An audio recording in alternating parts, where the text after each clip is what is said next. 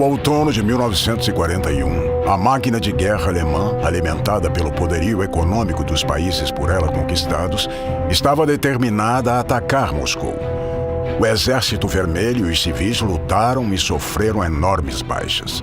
Assim, era inevitável criar-se uma frente na Europa Ocidental para conter esse temível inimigo. Foi crucial dispersar as forças alemãs e enfraquecer o seu poder econômico. Mas as forças ocidentais aliadas não conseguiram criar uma frente efetiva até 1943.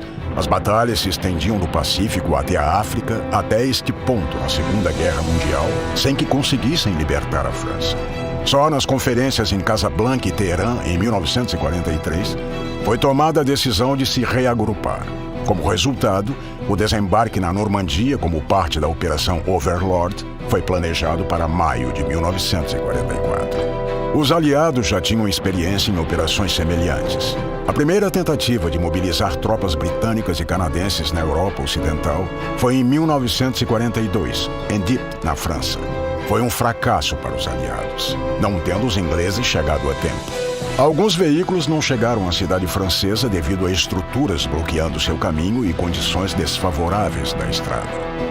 O ataque a Dieppe e outras ações militares, como operações de desembarque, forneceram aos aliados a experiência que eles mais tarde usaram na Operação Overlord.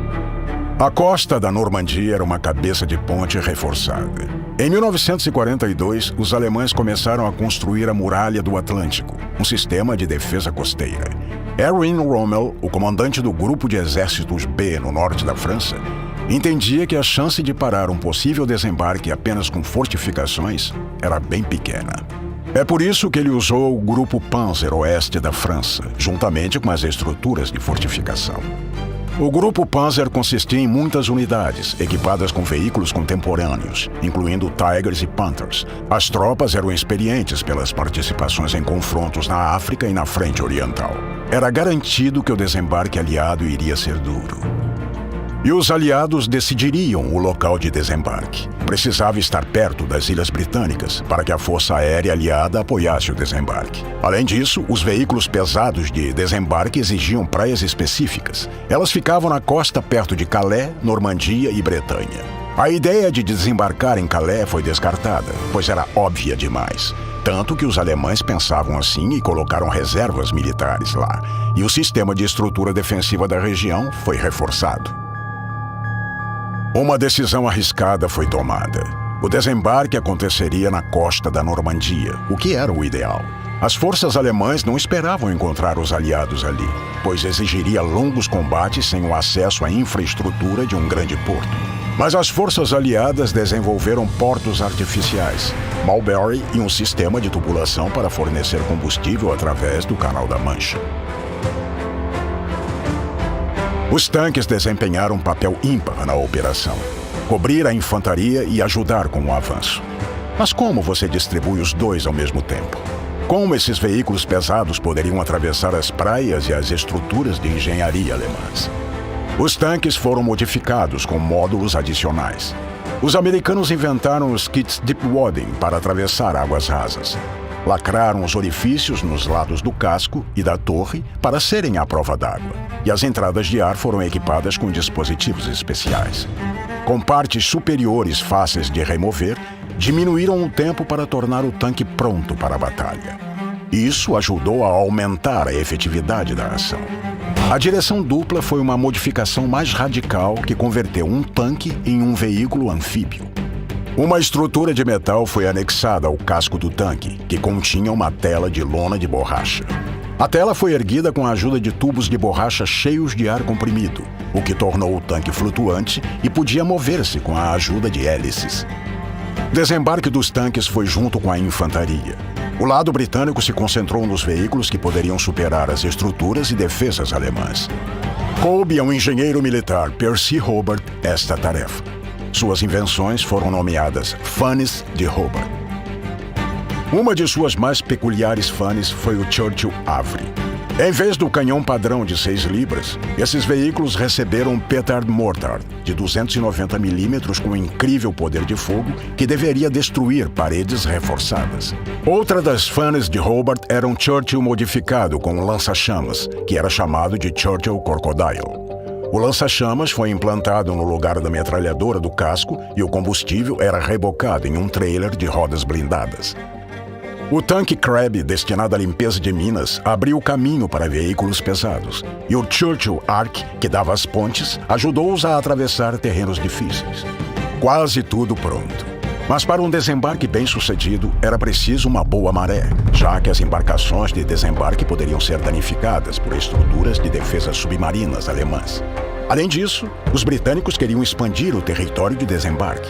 Como resultado, a Operação Overlord foi transferida para junho de 1944. 3 zonas de desembarque britânicas foram definidas: Praia de Gold, Praia de Juno e Praia de Sword, além de 2 norte-americanas, Praia de Utah e Praia de Omaha. O comando britânico alocou uma unidade de tanque separada para cada zona. A 79ª Divisão Blindada de Hobart e suas fanes estavam operando em Gold. No dia 6 de junho de 1944, às 7h25 da manhã, centenas de soldados do 1º Batalhão do Regimento de Hampshire ouviram o comando. A tensão era insuportável. Apertando e apertando suas armas em ansiedade, os soldados se aproximaram da costa nas embarcações de desembarque através do forte vento. Mas as forças alemãs estavam prontas para o combate. Os britânicos sofreram grandes perdas nos primeiros minutos de batalha. Os tanques de direção dupla desembarcaram direto na praia por causa da tempestade. Assim que os veículos começaram a apoiar a infantaria, as defesas alemãs foram penetradas. Sherman Crabs e outros tanques de engenharia limparam os campos minados, e as forças britânicas avançaram pela França ocupada pelos alemães. Os eventos mais tensos se desenrolaram na praia de Omaha. O 70º, 41º, 70º, 43º e 70º, 45º batalhões de tanques deveriam apoiar esta zona. 27 dos 29 Sherman DDS do 70º, 41º Batalhão de Tanques afundaram antes de alcançar a costa.